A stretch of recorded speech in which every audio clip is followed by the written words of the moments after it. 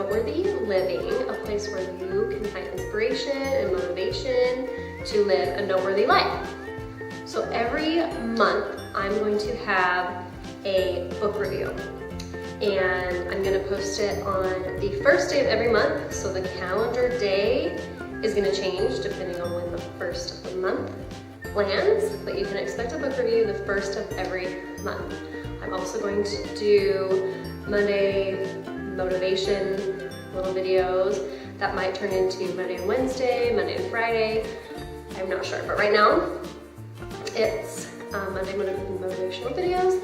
And then also I will have once a month an interview to give to you guys. And it'll be an interview of someone who's doing a hobby that they really loved and going after it, or following their dream and doing a business or career or just anything, okay? So I want to give you guys just lots of different resources and different stories of different people and just different things like that to help get you motivated and to realize that you can go after your dreams and you can achieve it and you can have what you want. You deserve it. You know, you need to work hard for it. And few people will, but you can go after what you want and get your dreams to become a reality. So it is the first of the month and the first day of a brand new year, 2017, January 1st, 2017. Like you're getting caught on that. And most people do New Year's goals, New Year's resolutions, reflect on the past year and look at things that they want to change about themselves or their life or different things like that.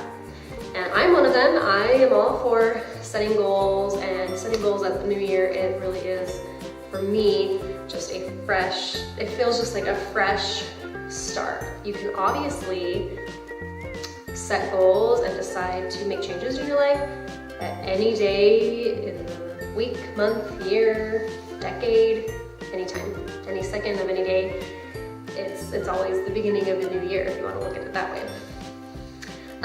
But the end of a calendar year, beginning of a new calendar year just feels, I think for a lot of people, it just feels like a fresh start. It's a clean slate, very first day of 2017, clean slate. It just feels really good. So, because a lot of us like to set New Year's resolutions and New Year's goals, I have been reading a book called The Power of Habit by Charles Duhigg. I believe I pronounced that right. This book is amazing. It has helped me a lot in assessing why I do certain things, why I have certain habits, and in a sense how I can change them. That's what he talks about. He goes through things, how a habit is, most likely our habits are triggered by cues in our day or our life. And that cue then brings on a routine or the habit that we have gone into, which then brings a certain reward.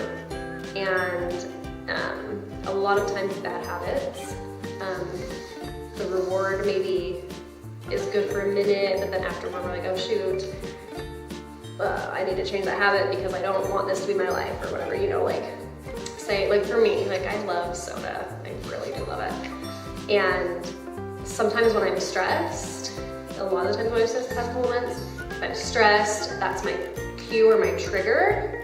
I go and get a soda, that's my routine, my habit, and then the reward is me drinking it and feeling kind of calm or something. I want to change that. I don't mind, having soda every once in a while. I think it's okay, moderation, right?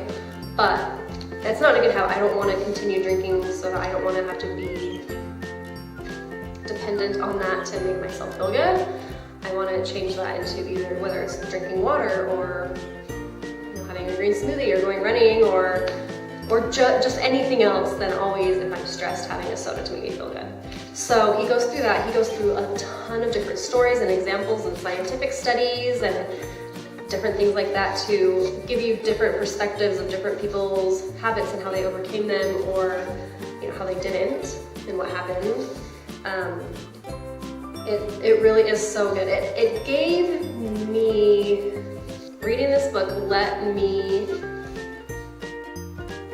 be a little bit more patient with myself as I'm sure like many of you, you set goals. Yeah, I'm gonna change this about myself. I'm gonna do this. I'm gonna go running every day or whatever, when I haven't been running at all, and then you don't do it, and then you get mad about, sad or mad at yourself, and whatever, your old routines kick in and you go back to your old habits, right? And this, because a habit is, literally like a neurological, physical thing in your brain. And here Kate's touching that. So reading that and understanding more how habits worked from this book gave me a little bit more patience with myself. Yes, I want to try to change things. We will work on changing bad habits or old habits into new, better habits for my life. But it's good to not get too hard on yourself, especially after reading this book and you're like, oh, okay, well, it's a physical thing that I need to create. I need to physically, in my brain, create new habits to basically override these old, strong habits that are there. So he's saying, it's, even though as deeply rooted as a habit is, it is possible to change. And, it's gonna be hard. It's gonna be really hard. It's gonna be really uncomfortable, but it is possible. And it's just something you need to look back on every single day, and sometimes every single hour or minute. You could try to change something, but it can be done. It really can be done. And this book just explains so many great ways, so many great, I don't even know what to say, just so many great stories that it goes through individuals and how companies changed, and like it has Michael Phelps in here, it has Target in here, and how they do things with their company or their routines that have helped them succeed. And this book has 3 parts. The first part is the habits of individuals. So that's really good. That's where most of my enthusiasm for this book came from. The most of my, I really can change, just because this certain thing has been a habit for most of my life. Doesn't mean I can't change it. I really can. It has helped me. The first part of this book has helped me find and acknowledge my cues or triggers for my bad habits.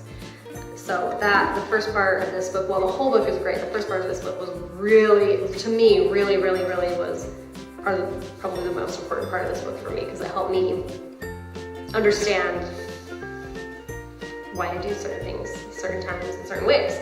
So part 1, habits of individuals. Part 2 is habits of successful organizations. And then part 3 is the habit of society. So anyway, this whole book is just crammed full of awesome things, and it's backed up by science too. That is really cool. And I just really encourage you to read that, and then leave your comments below on if you liked it, if you didn't like it, if it has inspired you to change, to make a change, or to give you confidence that you can change. Just let me know what you think of it. Again, The Power of Habit by Charles Duhigg. Happy New Year!